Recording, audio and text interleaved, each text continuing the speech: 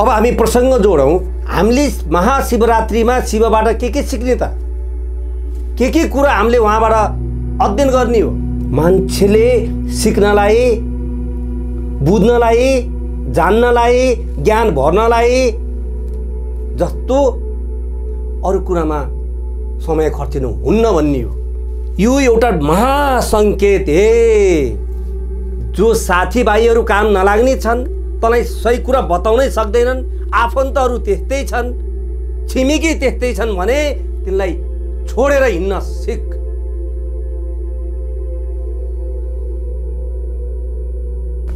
जय होस्, जय होस्, जय होस्। अमन मनन 369 मा यहाँहरू सबैलाई हार्दिक हार्दिक नमन गर्दै म आइपुगेँ अमन। र आजको कार्यक्रममा हामी महाशिवरात्रि छ आज, र शिव को यो आगमनको महाशिवरात्रि के बारेमा आज हामी चर्चा गर्नेछौँ। देवका पनि देव महादेव, त्रिकालदर्शी, अनादि योगी, भस्मासुर, शङ्कर, विनाशक जे भनेर सम्बोधन गरे पनि, नाम मात्रै भन्यो भने 2 घण्टा लाग्छ। सोम भन्ने कि, पशुहरूका पनि पति पशुपति भन्ने कि, गिरिजा शङ्कर भन्ने कि, देवेश्वर ईश्वर, विविध नाम। र आजको यो महाशिवरात्रि, शिवरात्रिहरूमा पनि महाशिवरात्रि, यानी कि प्रत्येक महिनाको 14 गते पूर्णिमाको अघिल्लो दिन शिवरात्रिहरू परेका हुन्छ। हामी सबैलाई थाहा भएको कुरा। प्रत्येक महिनामा एक शिवरात्रि हुन्छ र यो सबै 12 मासको 12 शिवरात्रिहरूको पनि अहिलेको यो आज फागुन 17 गतेको, यानी कि मार्च 1 गतेको महाशिवरात्रि हो। यो महाशिवरात्रिमा हामीले ठ्याक्कै भोले बाबा जस्तै, देवका पनि देव महादेव जस्तै आफूलाई देखाउनको लागि, उहाँको अनुकरण गर्दै हामी गाँजा, भाङ, धतुरो, अझ मादक पदार्थहरू खाएर, विभिन्न गुटीहरू बनाएर हामीले सेवन गर्ने गर्छौँ। महाशिवरात्रिले हामीलाई यो सन्देश दिनलाई, यो संस्कार, यो संस्कृति मनाइएको पक्कै होइन। महाशिवरात्रि भनेको यी 11वटा अन्य शिवरात्रिहरू भन्दा उत्कृष्ट शिवरात्रि भएको हुनाले नै महाशिवरात्रि भनिएको हो। तसर्थ शिव, शङ्कर, भोले बाबा, पशुहरूका पति ले साँच्चै के उहाँ यो नशा खानुहुन्थ्यो होला त? के उहाँ मदहोस हुनुहुन्थ्यो होला त? के उहाँ नशाडी हुनुहुन्थ्यो होला त? नशालु पदार्थै सेवन गर्नुहुन्थ्यो होला त? वा उहाँलाई एउटा सिम्बोलाइज गरेर त्यो नशा, आदि योगीको नशा, योगको नशा, योगको प्रवर्तकको रूपमा अहिलेको यो योग विज्ञानमा उहाँलाई आदि गुरु मान्छ। वा अहिले विज्ञानले पत्ता लगाएको आनन्दमाइड ब्रेन केमिकल, जुन गाँजा, भाङ, धतुरो, नशालु पदार्थहरू, यो आयुष्का भन्ने एउटा प्लान्ट, को काउ भन्ने प्लान्टमा जुन पाइन्छ र यो हाम्रो शरीरभित्र आफै निर्माण भइरहेको हुन्छ खानाहरूबाट, त्यसको प्रतिबिम्ब हो यो हामीले बुझ्न पर्ने हुन्छ। आनन्दमाइड ब्रेन केमिकल।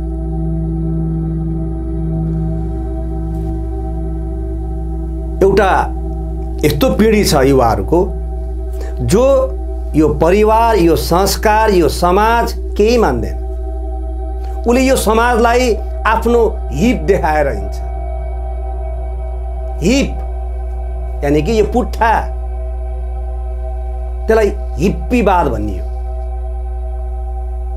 एउटा यस्तै प्रसङ्ग छ जोकको। अमेरिकनहरू आए काठमाडौँमा पशुपतिनाथतिर, यस्तै महाशिवरात्रिको बेलामा घुम्दै रहेछन्, फोटो खिच्दै थिए। त्यहाँ पुरा चिलिम तानेर लट्ट परेका युवाहरू, युवतीहरू दम मारो दम, पुरा दम मारिरहेका छन्, पुरा फुङ फुङ उडाइरहेका छन्। ओहो, यो के मनाइरहेको भनेर सोच्छन् उनीहरूले। ओ, हामीहरू शिवरात्रि मनाइरहेका छौँ, महाशिवरात्रि। उहाँ हाम्रो भगवान हुनुहुन्छ। उहाँले हामीलाई सिकाउनु भएको यो चिलिम तान्न, भाङ, धतुरो, गाँजा, यी नशालु पदार्थ खानलाई। ओ रेली, अब उनीहरूलाई त कौतल त लाग्यो, साँच्चै हो र?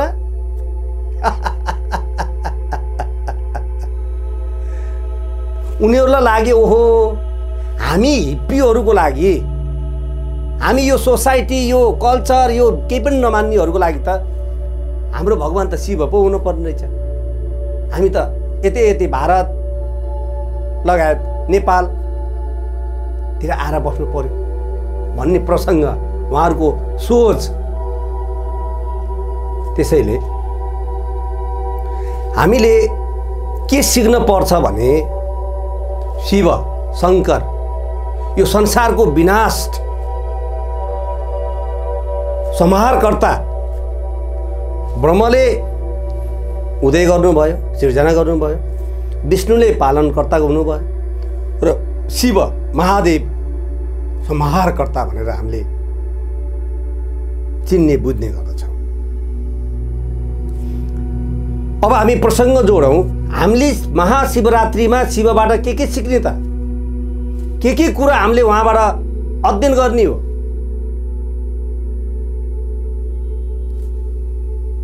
हामीले शिवको हातमा हेऱ्यौँ भने त्रिशूल देख्छौँ। त्रिशूल, यो त्रिशूलले के बताइरहेको छ? यो के को सङ्केत हो त? वर्तमान, भूत, भविष्य हो वा कर्म?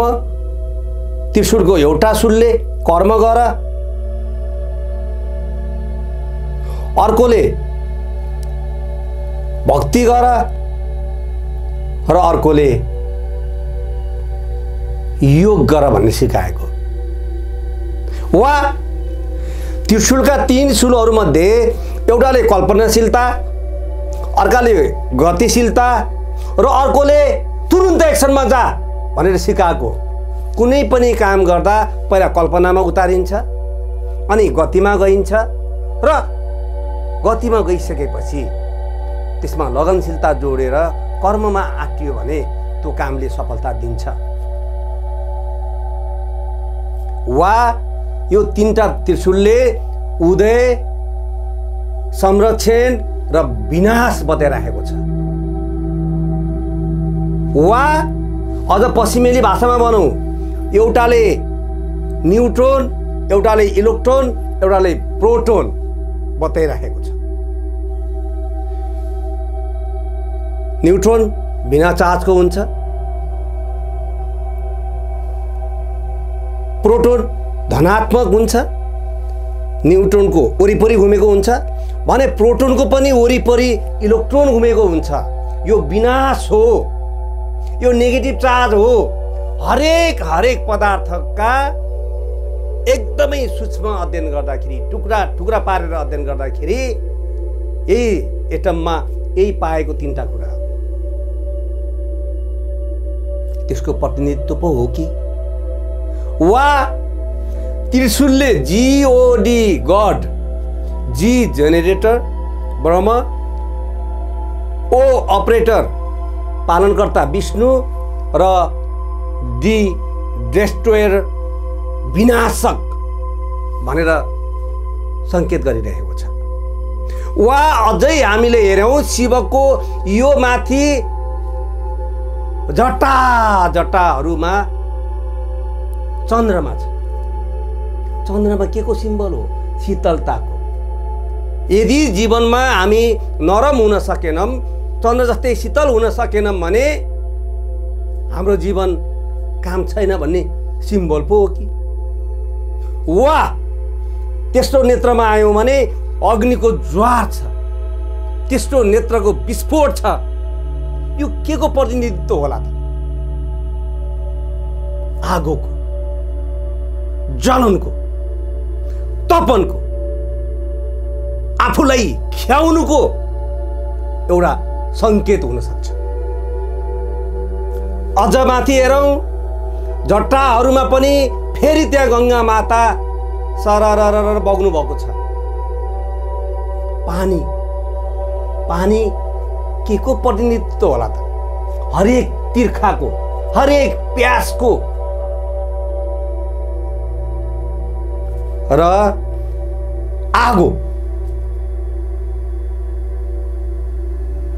एउटा शीतलता अमृत हो। र अलिकति तल झर्यौं भने घाँटीमा नीलकण्ठेश्वर भनेर पनि भनिन्छ। किन नीलकण्ठेश्वर भनेको? नीलो कण्ठ। समुद्र मन्थन गर्दा दानव र भगवानले विष निस्क्यो। त्यो विषलाई कहीँ लगेर राख्ने ठाउँै भएन। देवताहरूको भागमा परेको दानवहरूले लगिदिए। अब त्यो विषलाई नीलकण्ठेश्वरले सर्लक्क निलेर आफ्नो कण्ठमा राख्नुभयो। त्यो बाहिर निस्क्यो भने विनाश हुन्छ। र उहाँले सारा संसारका मानव जातिलाई बचाउनु भयो। अब हेर्नुहोस् त, यही अमृत छ, अलिकति तल फेरि विष छ। अद्भुत! यो कहीँ कतै देख्नै पाइँदैन। अब उहाँको साँडे हो वाहन, शिवको वाहन साँडे हो। साँडे भनेको के हो त? बलियो हुन्छ, जबरजस्त हुन्छ, हेर्दा पनि रौनक लिएको हुन्छ। त्यसलाई बसमा राख्न सक्ने तागत हामीमा हुन्छ, हुनुपर्छ भनेर सिकाइएको पो हो कि? र फेरि माताको वाहन छ सिंह। कहाँ सिंह, कहाँ साँडे? हेर्नुहोस् त यो अचम्म। फेरि शिवजीको गलामा, घाँटीमा बासुकी नाग हुनुहुन्छ, शेषनागको भाइ। अब उहाँकै पुत्र गणेशको वाहन हेरौँ, मुसा। Can you imagine it? माथिबाट सर्प झर्छ कि भनेर, नाग झर्छ कि भनेर तँ बिचरो मुसालाई कति डर लाग्दो। भाउको वाहन भाउको घाँटीमा छ, गणेशको वाहन मुसा, परम शत्रु। फेरि कार्तिकेय अर्का सुपुत्र यानी कि कुमार, उनको वाहन फेरि गरुड पञ्चीराज।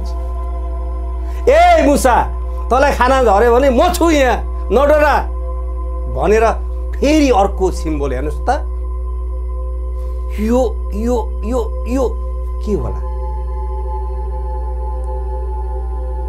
विचित्र छैन त?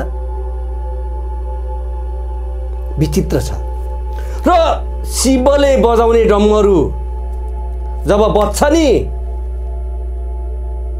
सारा यो सृष्टि, सारा मानव जाति आनन्दमा झुम्छ। यो के को सङ्केत हो? सङ्गीतको। हे मनुवा, म जस्तै सङ्गीतमा डुब, नत्र तेरो यो 2.5 पाउन्डको मगज छ नि, धराशायी हुन्छ, विस्फोट हुन्छ।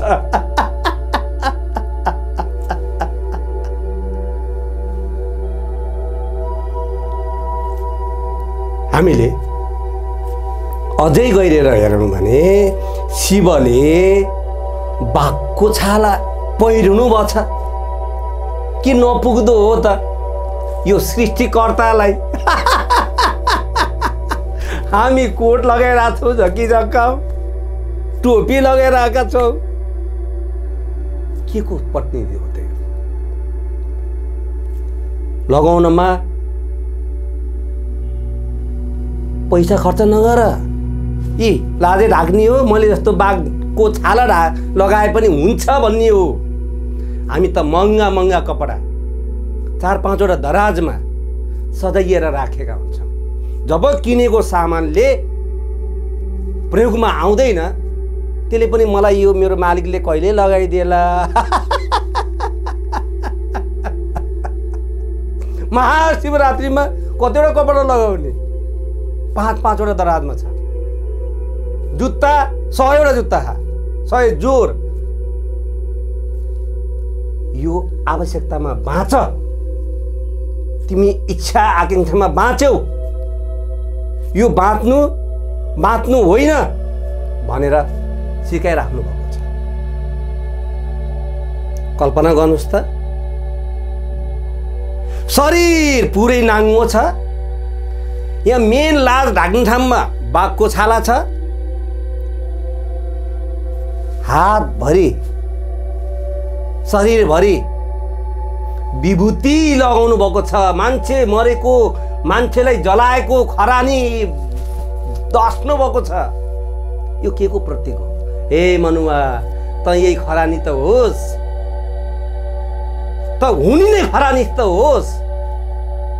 त जति सजी सजाऊ, जति सुनका गहना लगा,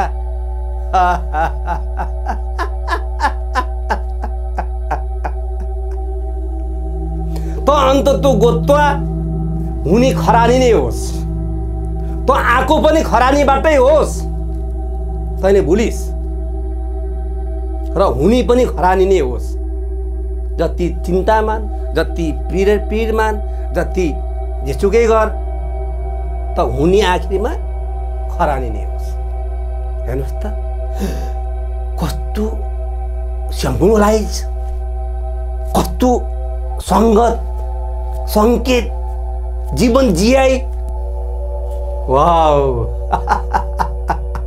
कुम्भज ऋषिकोबाट जब शिवले आफ्नो सतीसँगै राम कथा सुनेर फर्किँदै हुनुहुन्थ्यो, कहाँ बस्ने कैलाश पर्वत हिउँै हिउँमा, कहाँ कुम्भज ऋषिको दक्षिणी भारतमा त्यति माथिदेखि त्यति तल झरेर यो राम कथा श्रवण गर्न किन जानुभयो होला? त्यति मान्छेले सिक्नलाई, बुझ्नलाई जान्नलाई, ज्ञान भर्नलाई जस्तो अरू कुरामा समय खर्चिनु हुन्न भन्ने हो। जब कुम्भजृषकोबाट उहाँहरू फर्किँदै हुनुहुन्थ्यो, कथा त सुनिसक्नुभएको थियो सतीमाताले। राम र लक्ष्मण भेटिए अगाडि, सीताको वियोगमा राम रुँदै रुँदै हिँडिरहेको देख्नुभयो। हे प्रभु, के होला यस्तो? यो आफ्नो श्रीमतीको वियोगमा राम रोइराख्नु भएको छ। त्यत्रो कथा श्रवण गरेर फर्कियौँ। के भन्यौ तिमीले? ऊ अगाडि राम र सीता हेर्नुहोस् त, राम रोइराख्नु भएको छ। ए शिवले पनि देख्नुभयो। शिवले धरतीमा पुरा साष्टाङ्ग प्रणाम, हे मेरो भगवान, हे राम, म तपाईँलाई टाढेबाट प्रणाम गर्दछु भने प्रणाम गर्नुभयो। हेर्नुहोस् त, यो सृष्टिको लालनहार, पालनहार, सृष्टिकर्ता राम एउटा साधारण मनुष्यलाई भगवान मानिराख्नु भएको छ। सत्यलाई अचम्म लाग्यो।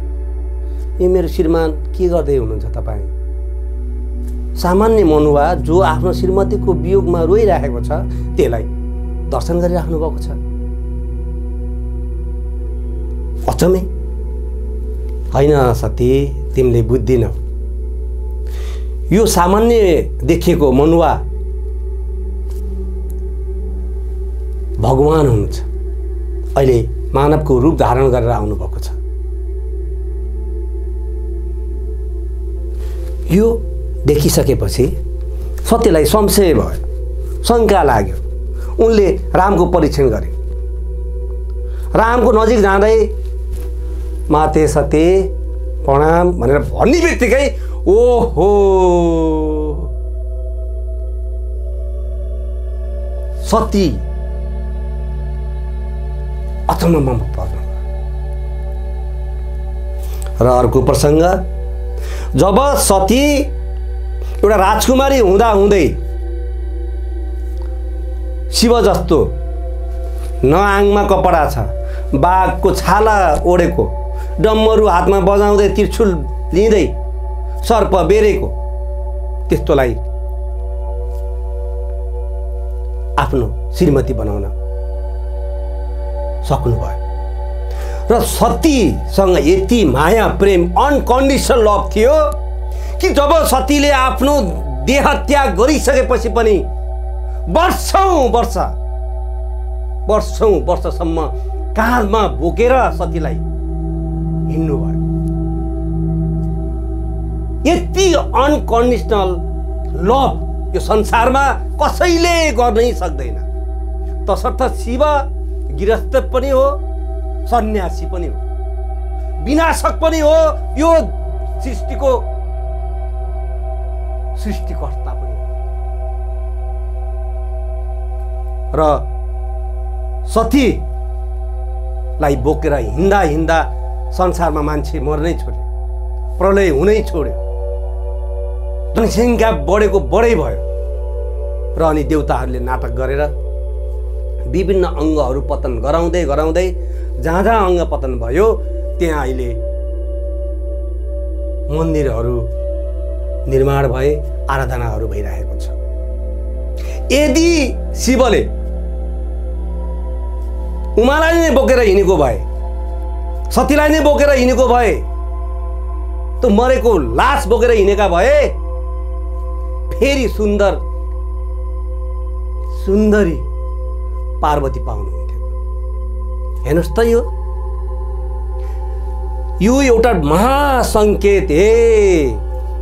जो साथीभाइहरू काम नलाग्ने छन्, तँलाई सही कुरा बताउनै सक्दैनन्, आफन्तहरू त्यस्तै छन्, छिमेकी त्यस्तै छन् भने तिनलाई छोडेर हिँड्न सिक। त्योभन्दा अझ बेटर पार्वती माता पनि प्राप्त हुन्छ भन्ने सङ्केत। Can you imagine it? यति ठुलो फिलोसोफी